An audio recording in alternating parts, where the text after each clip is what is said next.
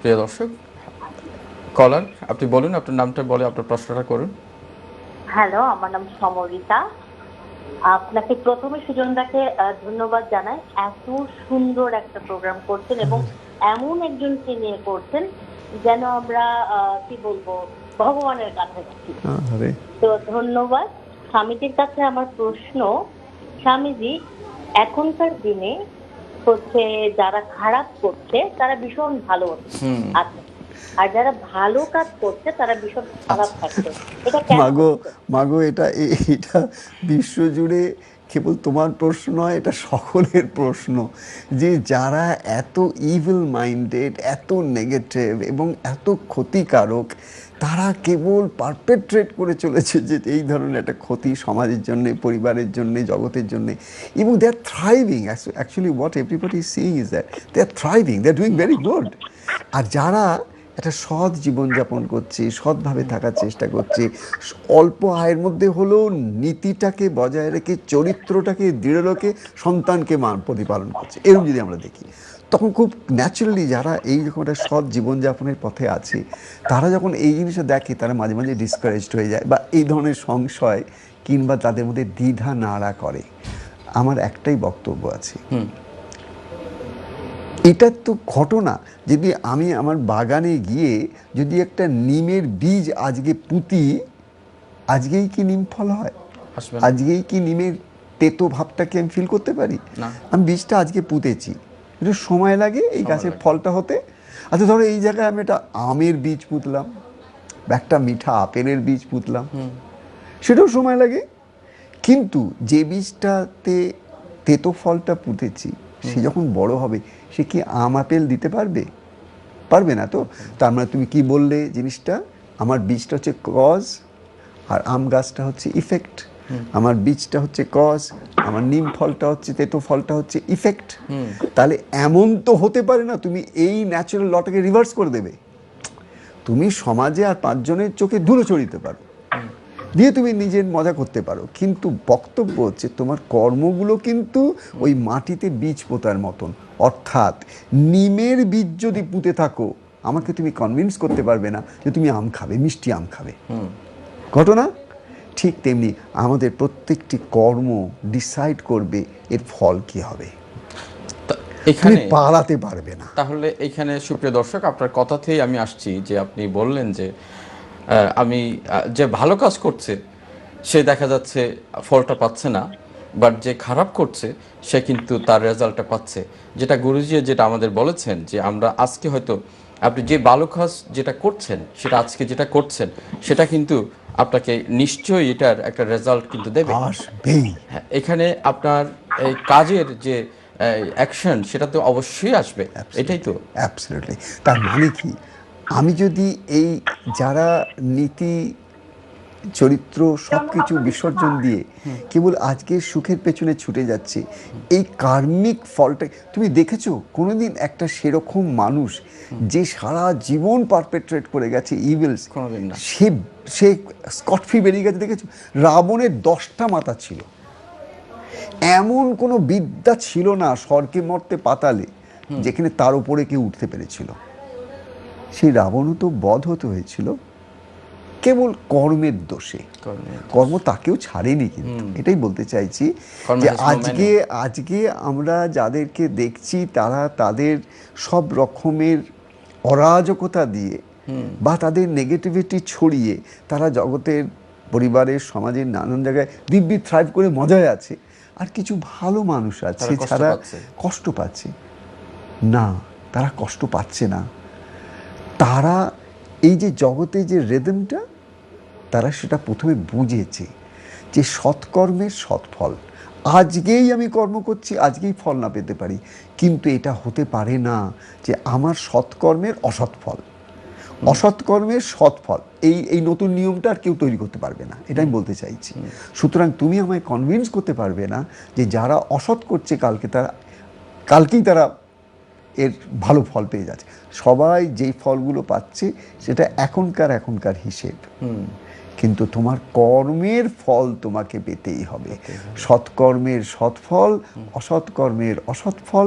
প্রতিটি ইন্ডিভিজুয়াল সোলকে তাদের এখানে হিসেব দিতে হবে, না হলে আবার ফিরে এসে আরেক জায়গায় হিসেব দিতে হবে।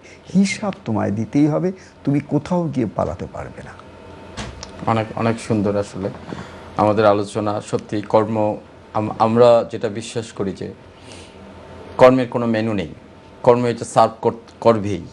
আমি যেই কর্মই করি না কেন, কর্ম কিন্তু আমাকে সার্ভ করবে একদম। সো এখানে সুপ্রিয় দর্শক, আশা করছি, ধন্যবাদ আপনাকে আমাদের সাথে যোগ দেওয়ার জন্য এবং আমাদের এত সুন্দর একটা প্রশ্ন করার জন্য, যেটা দিয়ে অনেকেই উপকৃত হবেন। আপনার মতো আমিও উপকৃত হয়েছি, আমিও জিনিসটা অনেক ভালোভাবেই বুঝেছি। ধন্যবাদ আপনাকেও। আমরা এখানে আরেকটা বিষয়ে যদি একটু আলোকপাত যদি করি, যে আমরা বর্তমানে যেটা হয় যে আমরা এই যে ডিপ্রেশন নিয়ে তো আপনি বলেছেনই, আমরা যে ওভার থিঙ্কিং, এই যে বিষয়টা আপনি কিভাবে দেখছেন? ওভার থিঙ্কিং আমি করছি কেন? Again and again I am coming to the same point. As I said, I start my day without a compass. I do my things যেমন আগে করেছি, আজকে করছি, কালকেও করবো। এইভাবে তুমি যদি করতে থাকো, তাহলে তুমি একটা টিপিক্যাল একটা রবট হয়ে গেলে এবং সেই অনুসারেই তুমি ফল পাচ্ছ। See, if you want to really see a better self, তুমি যদি নিজের একটা হায়ার সেলফ, বেটার ভার্সন দেখতে চাও, তুমি যদি আজকে তোমার কাছে আইফোন 11 আছে, তোমার যদি একটা আইফোন 15 যদি কেনো, 11-এর মতন হবে না, ওর 15-এ অনেক নতুন নতুন সমস্ত ফিচার্স থাকবে, অ্যান্ড ইউল এনজয় দেম।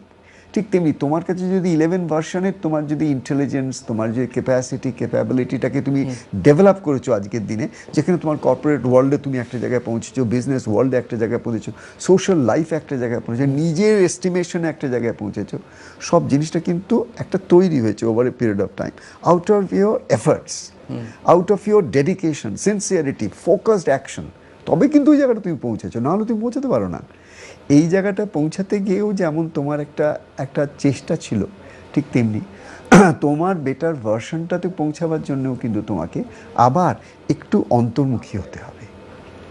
তুমি কেবল বহির্মুখী জীবন ধারণ করে তুমি জীবনে কিন্তু অনন্ত সুখ পেতে পারো না। তোমাকে ভেতর আর বার, এই দুটো জগৎকে, তোমার একটা ভেতরের জগৎ আছে, মন, বুদ্ধি, চিত্ত, অহংকার নিয়ে আমাদের একটা ভেতরের অন্তঃকরণ, আমাদের যেটা বলি ইনার মাইন্ড।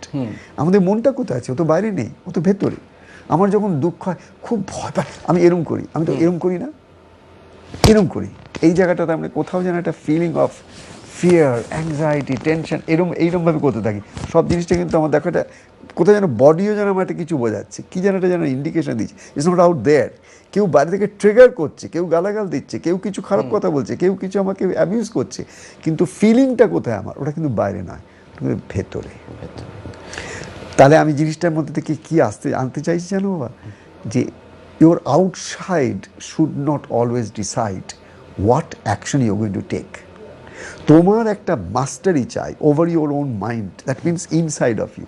তোমাকে প্রত্যেক দিন ওই জলের গ্লাসটাকে আমি কি বলেছিলাম, ওই ঘোলা জল যদি তোমাকে খেতে হয়, তুমি ঘোলা জল খাবে না, তুমি শুদ্ধ জল খাবে। কিভাবে খাবে? তুমি জাস্ট ওই গ্লাসটাকে একটা টেবিল টপে রেখে দাও, 10 মিনিটের মধ্যে তুমি খেয়াল করো কি হচ্ছে ওখানে, নেচার্স মিরাকলটা কি হচ্ছে। ওই যত ডাস্ট পার্টিকেলসগুলো আছে না, তুমি দেখবে একটু একটু করে সব নিচের দিকে ঝরে ঝরে পড়ছে। পরে কি পড়ে না? পরে তো পরে। আচ্ছা, আধ ঘন্টা পরে দেখবে ওই ওপরে যত ঘোলা জলটা ছিল আস্তে আস্তে নিচে সেটেল করে গেছে, আর ওপরে জলটা পরিষ্কার হয়ে গেছে। হয়েছে? এখানে কেউ কিছু করেছে? জাস্ট রেখে দিয়েছে। কে করলো? প্রকৃতি করলেন।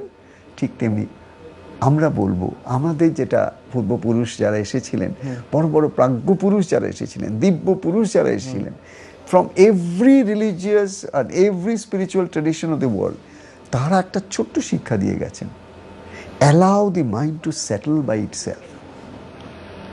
তুমি তোমার মনটাকে নিয়ে এরকম ছটফট করো না, ওকে একটু সেটেল হবার জন্য রোজ 10 মিনিট সময় দাও। সকালবেলা তুমি 10 মিনিট সময় দাও, 5 মিনিট সময় দাও টু বিগিন উইথ।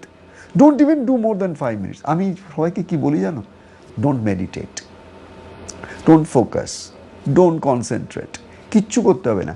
তুমি কেবল প্রথম 15 ডেজ 10 মিনিট বসা প্র্যাকটিস করো, নো অ্যাক্টিভিটি। তুমি চুপ করে বসো, তোমার মন যা খুশি করে করুক। তোমার মনটাকে তোমায় দেখতেও হবে না, তোমার শ্বাসকেও ফলো করতে হবে। তুমি জাস্ট এই 10 মিনিটস প্র্যাকটিস অফ সিটিং, দেখো কি মিরাকল হয়। ওই তোমার মনে ছটপটানিটা চলছে, কিন্তু তুমি বসে আছো। ও যেগুলো বলছে তোমার শরীর কিন্তু সেগুলো করছে না, ও তো বসে আছে। ও বলছে এক্ষুনি ওঠ, ফোনটাকে দেখ, একটা কিছু হয়তো মেসেজ এসছে, তুমি করছো না, চুপ করে বসে আছো। মানে তোমার যে একটা অটোমেটেড লাইফ প্যাটার্ন হয়ে গেছে, তুমি যখন চুপ করে বসা প্র্যাকটিস করবে, একটু একটু করে দেখবে ওই জলের ভেতরে ডার্ট পার্টিকেলগুলো কিন্তু সেটেল করতে আরম্ভ করছে without your knowledge. After a month তুমি দেখবে আস্তে আস্তে করে তোমার ভেতরে একটা কোথায় যেন একটা স্থিত অবস্থা আসছে। এইবার তুমি যদি তার সাথে যদি একটু শ্বাসটাকে দেখতে শুরু করো, তুমি কিভাবে শ্বাসটা নিচ্ছ, কিভাবে শ্বাস ছাড়ছো। I can give this decision to everybody right now, যে তুমি জাস্ট কিছুক্ষণ চুপ করে চোখ বন্ধ করে দেখো। যে মুহূর্তে তুমি চোখ বন্ধ করো না, তখন বাইরের সমস্ত ডাটাগুলো আর ব্রেনে আসছে না, ব্রেনকে কিছু প্রসেস করতে হচ্ছে না। চোখ বন্ধ করা মানে এত কিছু আর ঢুকছে না ভেতরে। তখন that is a opportunity for us, যে আমরা চোখটা বন্ধ করে আমি চুপ করে একটুখানি কোথায় নিয়ে এলাম, আমার মনটাকে কোথায় নিয়ে এলাম, আমি আমার শ্বাসে নিয়ে এলাম। কেন? শ্বাসটা হচ্ছে আমার প্রাণ। ওই প্রাণটাকে বাঁচিয়ে রাখার জন্য আমার কত চেষ্টা। ওই প্রাণটা বাঁচলে তবে আমি জগৎ ভোগ করতে পারি। আমার মা বাবা ভাই বোন স্বামী স্ত্রী যাই বলো সব আছে যতক্ষণ আমার মধ্যে প্রাণ আছে। আমার প্রাণের সঙ্গ হয় সারাদিনে, বলো তো তুমি আমায়। My point is be mindful about your breath. This is my like a key, be mindful about your breath. কেন? This is your lifeline. এটা তোমার সব থেকে প্রিয়। কোভিডের সময় সবাই পাগল হয়ে গেছিল কেন? প্রাণ যাবার ভয় হয়ে গেছিল সবার। ওই ঘরে একজনের প্রাণ চলে গেল, ওই ঘরে একজনের প্রাণ চলে গেল, ঘটনা। তার মানে we got so scared. Pandemic মানে একটা প্যানিক হয়ে গেছিলো, because people are losing their lives. আমার এই লাইফ লাইনটাকে আমি সারাদিনের সময় দেব না, একটু 10 মিনিট বসে তাকে একটু দেখবো না, সে কেমন করে ভেতরে আসছে, কেমন করে বাইরে গিয়ে বিশ্বের মধ্যে মিলিয়ে যাচ্ছে, কেমন করে গাছপালা প্রকৃতি ক্ষিতি অপ তেজ মরুদ বোম সব কিছু একসঙ্গে মিলে আমার মধ্যে প্রাণরূপে ভেতরে ঢুকে আমার শরীরটাকে প্রাণবন্ত করে রেখেছে, সুস্থ করে রেখেছে। যখনই তুমি তোমার শ্বাসটাকে দেখবে, একটা মিরাকল হবে। সেই শ্বাসটা আস্তে আস্তে করে না ঠান্ডা হতে আরম্ভ করবে, শ্বাস শান্ত হতে পারে। দেখবি লম্বা লম্বা শ্বাসগুলো ছোট ছোট হয়ে আসবে, because your mind is getting relaxed and calm. যত তুমি মাইন্ডটা কাম হবে, যত তোমার শ্বাসটা ছন্দময় হবে, তত তোমার সমস্ত শরীরের মধ্যে হিলিং এনার্জি স্প্রেড করবে। অর্থাৎ তোমার শরীরের মধ্যে যে সমস্ত রোগগুলো অলরেডি হয়ে রয়েছে, নানান জায়গায় ব্যথা বুতি, নানান রকম ব্লাড প্রেশার, হাই প্রেশার, নানা রকম টেনশনজনিত যে সমস্ত লাইফস্টাইল ডিজিজেসগুলো আজকাল, এগুলো সব automatically settle down. It's like the dirt of the glass. এই সমস্ত শরীরের মধ্যে মনটা যেমন যেমন সেটেল করছে, তেমন তেমন ডার্টস অ্যান্ড ড্রসের সমস্ত শরীর থেকে নির্গত হয়ে যাচ্ছে শ্বাসের মধ্যে দিয়ে। আর একটা কি ওয়ার্ড দিয়ে দিচ্ছি, try to breathe out more than breathe in. মানে তোমার শ্বাস ছাড়াটাকে বড় করো, কনসিয়াসলি বেশি শ্বাস ছাড়ো।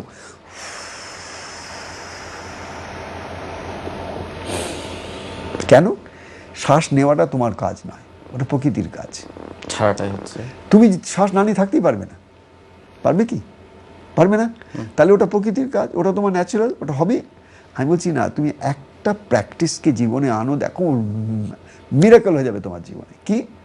You exhale more than your inhalations. You don't even put your mind into inhalation. তোমাকে এত ইনহেলেশন নিয়ে চিন্তাই করতে হবে না, শ্বাস নেওয়া নিয়ে তোমায় চিন্তা করতে হবে না, প্রকৃতি নেয়াবে তোমাকে। তুমি বড় একটা স্পেস খালি করো, মানে তোমার ভেতরে যত তুমি ঝেড়ে কাশবে, তত ভেতরটা তোমার পরিষ্কার হয়ে যাবে, হালকা হয়ে যাবে, রোগমুক্ত হয়ে যাবে, প্রাণের হিলিং হয়ে যাবে সমস্ত শরীরে।